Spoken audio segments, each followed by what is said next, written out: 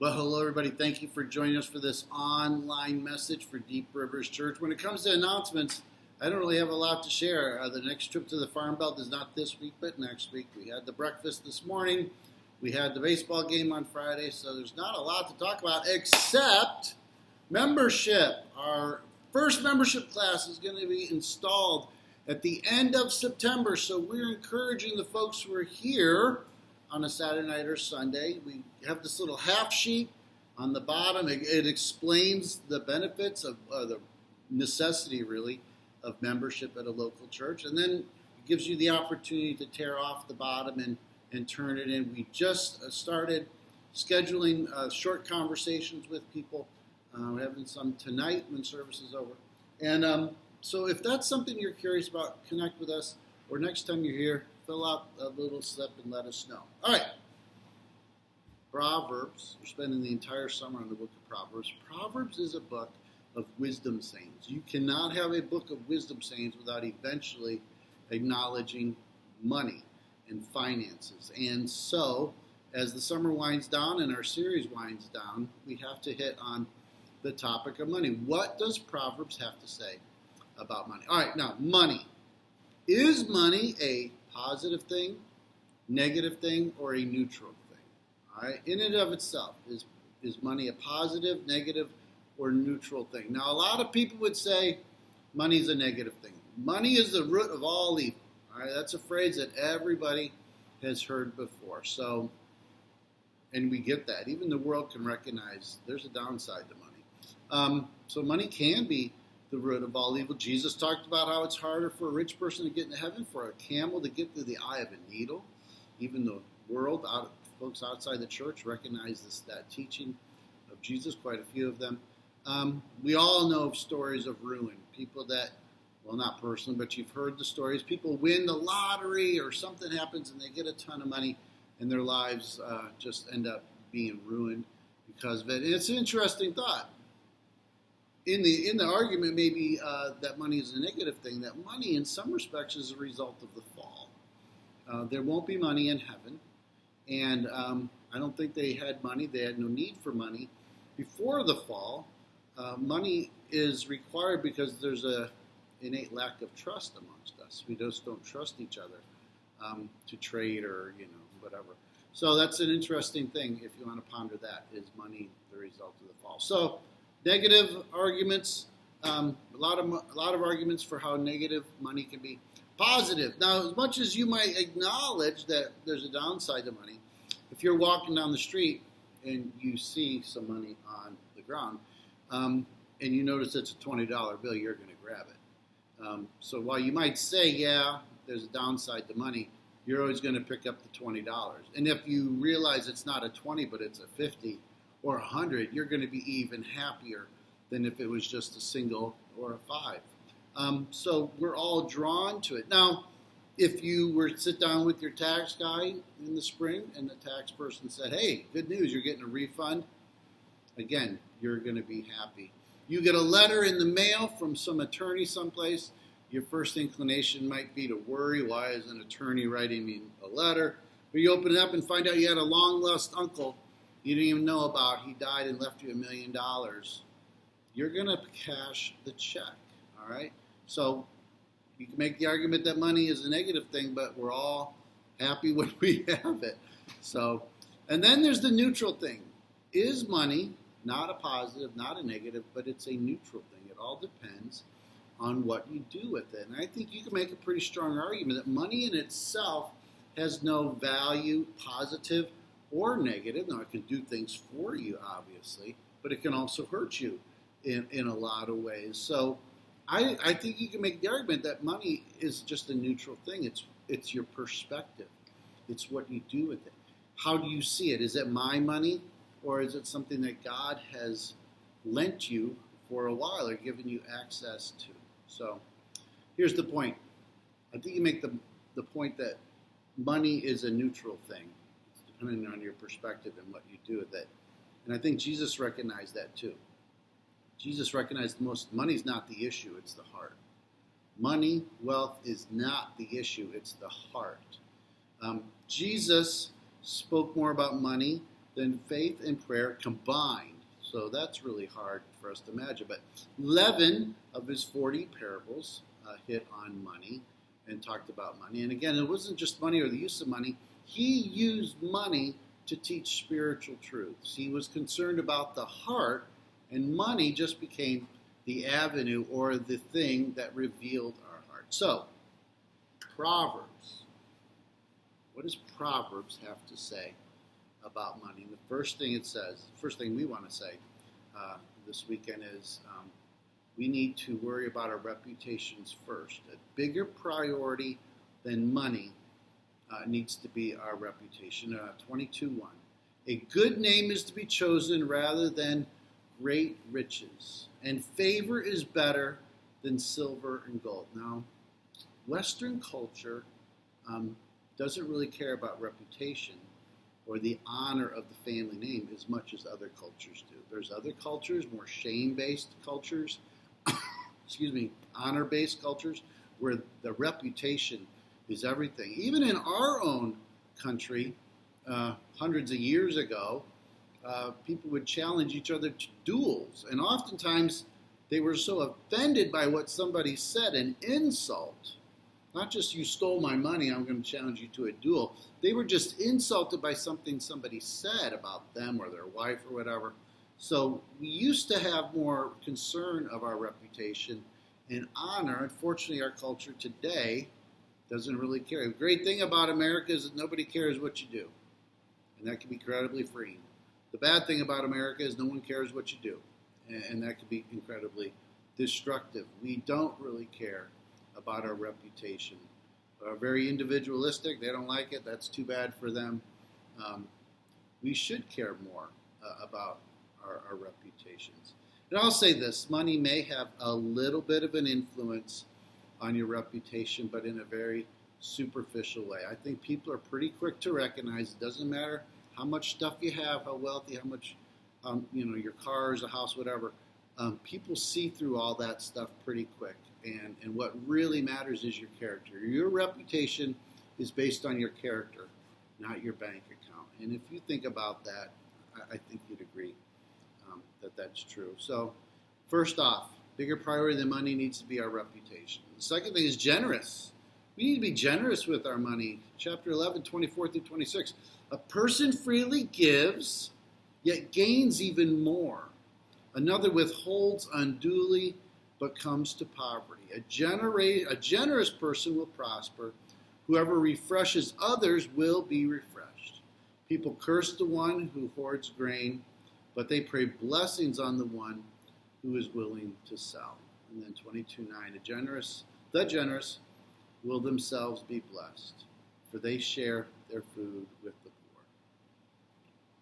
We need to be generous. Okay, I can say that, and you can agree with it. The folks are going to be here in a little while on Saturday night, tomorrow, Sunday morning.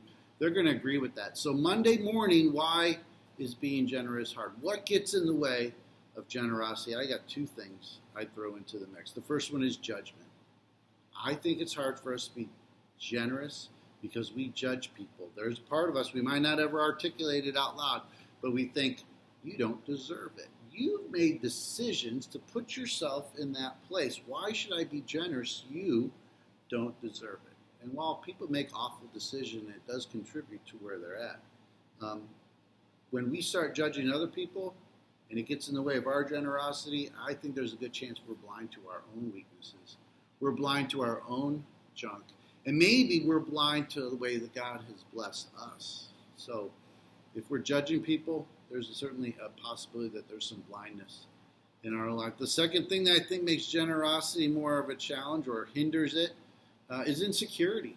It's really easy to say, I can't afford to be generous. That's, in some respects, maybe possibly evidence of a poverty mindset. And a poverty mindset does kind of, if you're not careful, it can reflect the size of your God. And I think there's been times when I kind of wrestled with this. But so think about that. Which one, do either of those kind of resonate with you? What hinders your generosity? Is a sense of judgment or a sense of insecurity? The next thing, Proverbs says, hey, we need to be cautious about borrowing money and even co-signing for somebody else's loan. I thought that was intriguing. I think there's 4 different places in Proverbs where there's a warning not to countersign for somebody's loan. All right, 22:7. The rich rule over the poor, and the borrower is a slave to the lender. That's a phrase you might have heard. Again, I think even that's crept into non-church kind of thinking. The borrower is a slave to the lender. 17:18. The one who has no sense shakes hands in pledge and puts up security for a neighbor. 11:15. Whoever puts up security for a stranger will surely suffer. 22:26-27.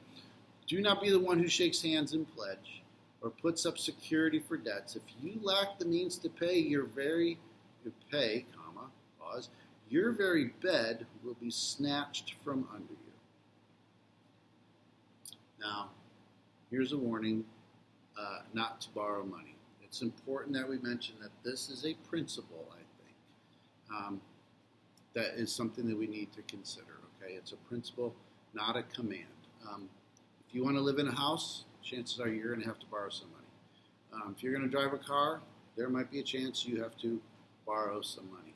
If you're going to go to school, college, for the first time, our family is going down that new road for us, is taking out some loans for school.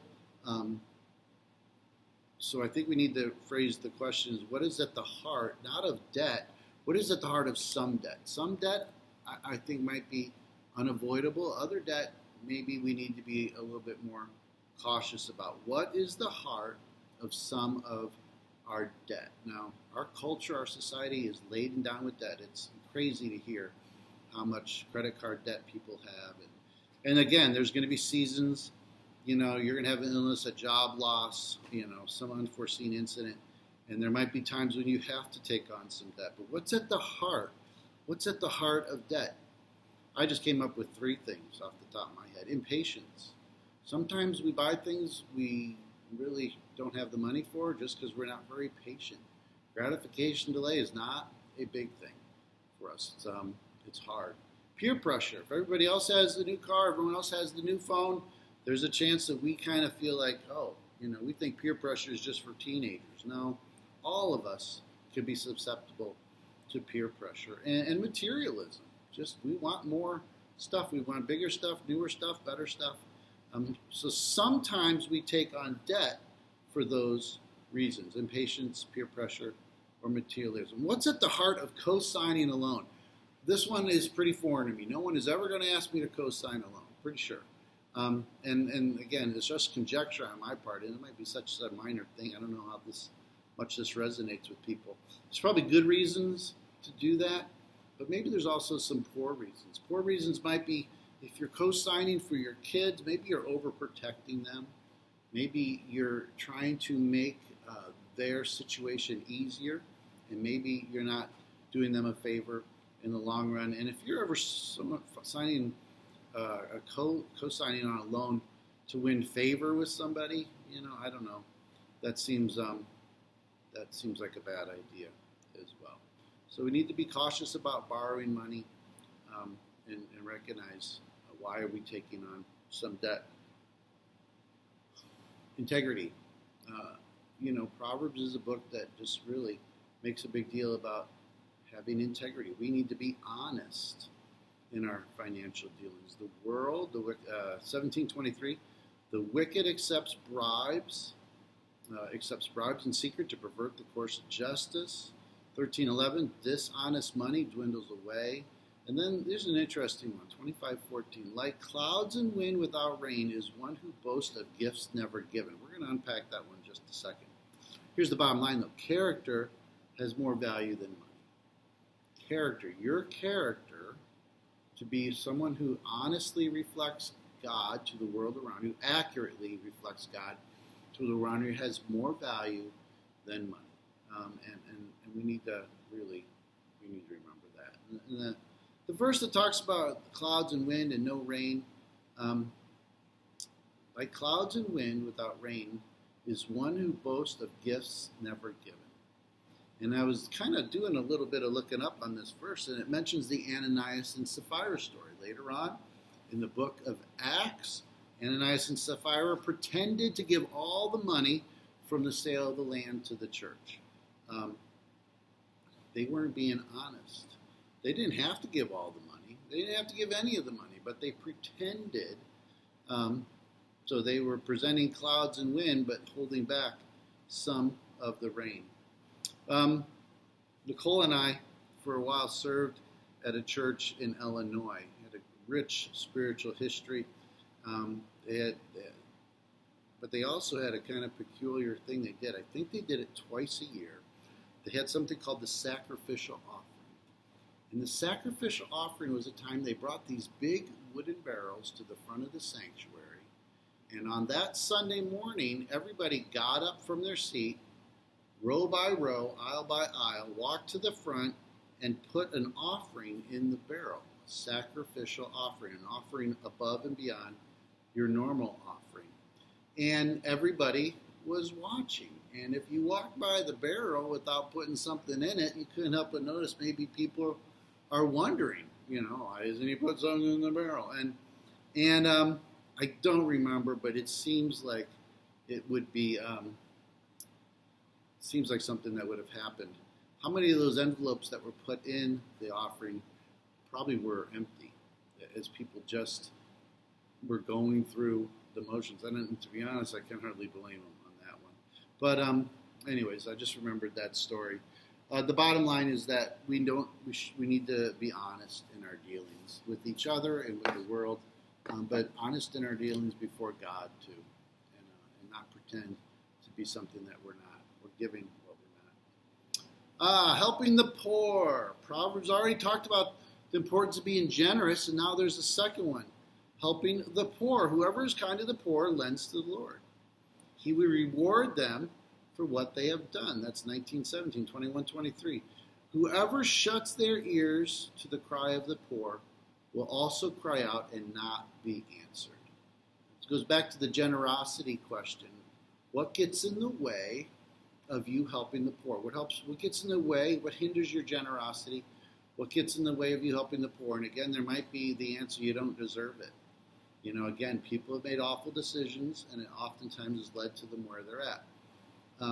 I think maybe Christians have another answer that kind of makes it harder to help the poor, and that's the kind of response or the thought, this is not my job. The government has kind of become the safety net for people.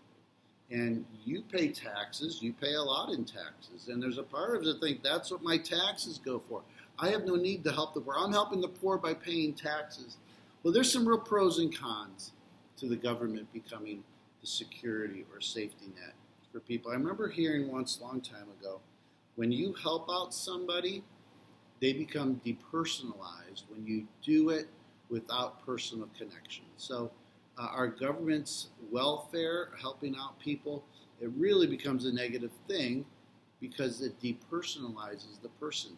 Generosity or giving or physical, financial aid without relationship actually turns into kind of a depersonalized exchange, and it's not great. I think the bottom line again too is that we have too tight of an embrace on comfort and security, and if we're going to help physically or financially, there's going to be a cost. One of the Proverbs we read had this line, I don't know if you caught it: whoever is kind to the poor lends to the Lord. Well, there's a New Testament corollary to that, isn't there? When Jesus says, to the least of these you've done unto me. So Proverbs, when you are kind to the poor, you're lending to the Lord. And again, Jesus kind of reiterated the point. When you're helping the poor, you're helping me. All right, again, next one. Proverbs talks a little bit about investing and saving for the future. Again, let's reiterate, these are principles, and I don't know if I'm comfortable saying that they're commands, but they are principles that we should consider living by. 21:20, the wise store up choice food and olive oil, but a fool gulps theirs down. Again, the wise person is going to store up, and the foolish person is just immediate gratification, not delaying any of their wants. 13:11, Whoever gathers money little by little makes it grow. 13:22, the good man leaves an inheritance to his children's children, but the sinner's wealth is laid up for the righteous. Again, you've heard the story of the lottery winners. Their lives are destroyed by instant wealth. Oftentimes they lack the discipline to say no, and they just spend it all away. They're not very good at denying themselves. They don't get advice from other people. They can't deal with the requests from family or friends, and I'll put friends in quotes because after you win the lottery, I don't know who you tell your friends are. Conversely, as opposed to sudden wealth, the principle in Proverbs is that when money comes little by little, there's maturity that comes. And the maturity helps you to be strategic, helps you to make thoughtful decisions. You learning diligence, you're learning responsibility to help you manage better.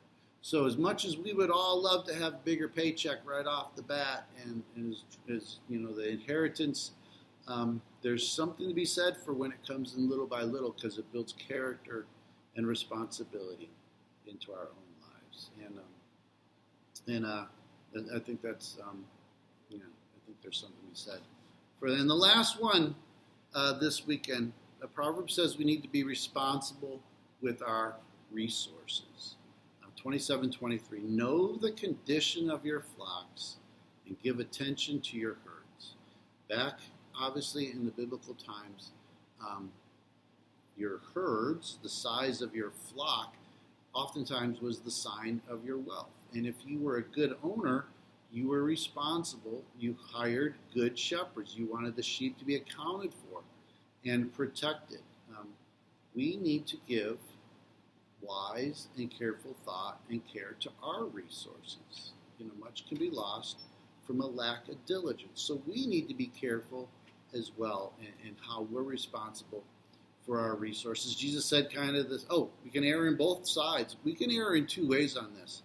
You can be a little too casual and say, it'll all work out, or God will take care of me, and almost be irresponsible, even with a spiritual kind of undertone on it, having faith that God will take care of us. So you can err to that side, but you can also err to the other side. If you're getting up every morning and checking on the balance of your IRA or your investments, that might be carrying too much. So there's a lot of ground in the middle where we just need to be responsible for our resources. To wrap things up, there's a truth about us that money tells. The truth that money tells about us can be maybe a little bit sobering at times. There's a detachment between what we say and what we do. Jesus mentioned that in Matthew 15:8.